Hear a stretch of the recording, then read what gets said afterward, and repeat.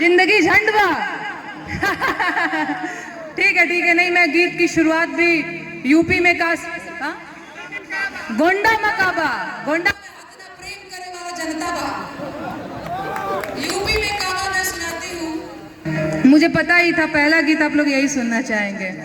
अरे खत्म रोजगार बा, बाबा के दरबार बा, हाथ रस के निर्णय जो हथ लड़की के परिवार बा, काबा यूपी में काबा। अरे खत्म रोजगार बा, बाबा के दरबार बा, हाथ रस के निर्णय जो हथ लड़की के परिवार बा, काबा यूपी में काबा।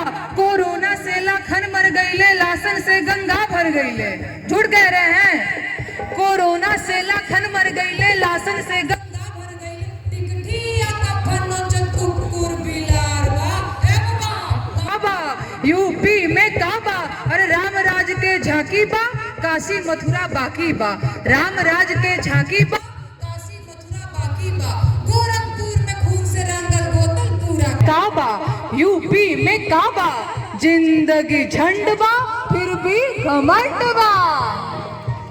बहुत बहुत धन्यवाद। एक और गीत पीछे भी हुई है तो नहीं भैया, जनता की बात करने के लिए पैसे की जरूरत नहीं। आशीर्वाद दीजिए, आशीर्वाद दीजिए, पैसा नहीं चाहिए। बहुत सारी महिलाएं भी बैठी हुई है। हमारा बियाह भी इधर ही के बगल में अकबरपुर में